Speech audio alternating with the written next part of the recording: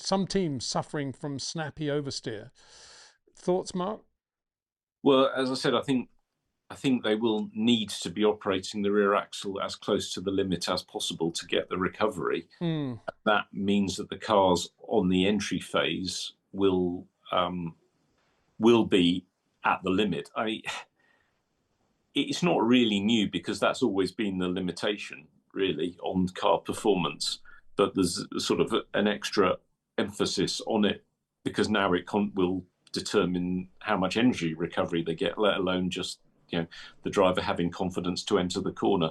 So I think initially the engineers will be trying to push that more, and the drivers will be unhappy about that in terms of balance. And I think they'll find that they'll have to back it off because ultimately, if they make a car unstable on corner entry, the driver just won't have the confidence to push it, and he just won't be as quick.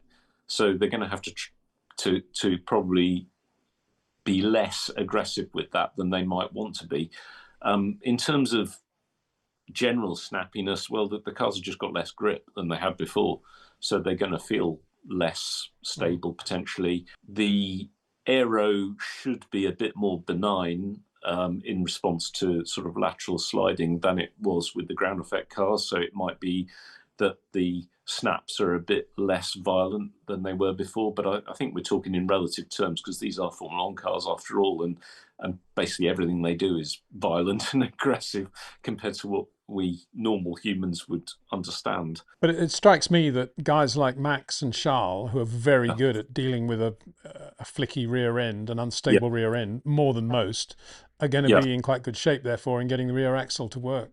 I would agree. Yes, I think a driver who can cope with that sort of behaviour is going to have an advantage. I mean, I think they would have had an advantage in the past, but I think Well, arguably now it's a that double advantage. whammy because they get the Yeah, advantage on yeah, power, right? Effectively. exactly, Yeah. exactly. Yeah. So Subsequent power.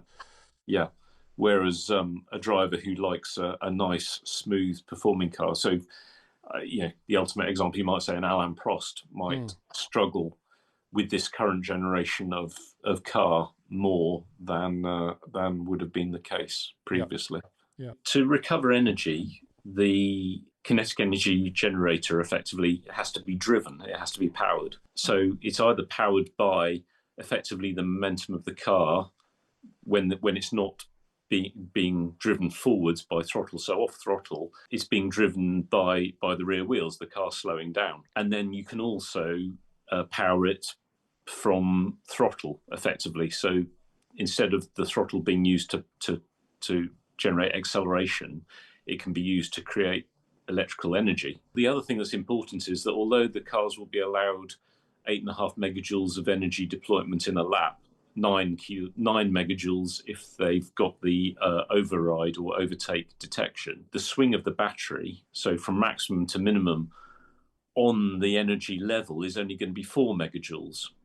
So that means that the driver will have to recover the 4 megajoules that's available plus another 4.5 to 5 megajoules to have the full amount of energy that's allowable for him to deploy during a lap. So that means recovery is going to be necessary. So how he drives the car will determine how much energy he recovers. The main thing will be to lift off end of straight or into corners so that as much of the braking as possible is transmitted back to the MGUK to generate electricity. If he uses the brakes, it will be distributed between the MGUK and the rear brake pads and discs.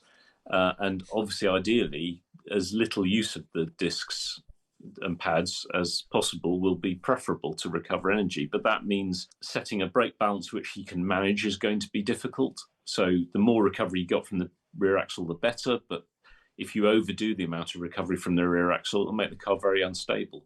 So he's going to need to be able to operate with as much recovery from the rear as possible. And that's going to be very much dependent on the driver. Some drivers like a car that's very, very stable under braking. And that effectively means more of the braking being done by the front axle than the rear axle.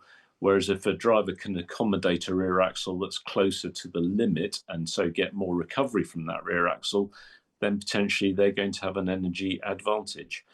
And then it's going to come down to the teams, I suspect, will have some ability to determine how much energy recovery is done on the straights by limiting the power that's going to the rear wheels and diverting it to energy recovery. And then there will also be on partial throttle on acceleration. Potentially the throttles can be opened more than the driver effectively wants in a way that diverts some of the power to generating electricity and not to the road wheels. And the driver will have an input into, through the practice sessions, of how happy he is with those modes. But I think once the qualifying or the race starts, you can't actually change those modes significantly. So I think it's mainly going to come down to, as I say, how much retardation from the rear axle he's going to be able to accommodate and how much lift and coast he's going to be able to perform. Basically, to generate electricity, the MGUK needs to be driven by either the energy from the momentum of the car or from the use of the petrol, shall we say, to determine electricity.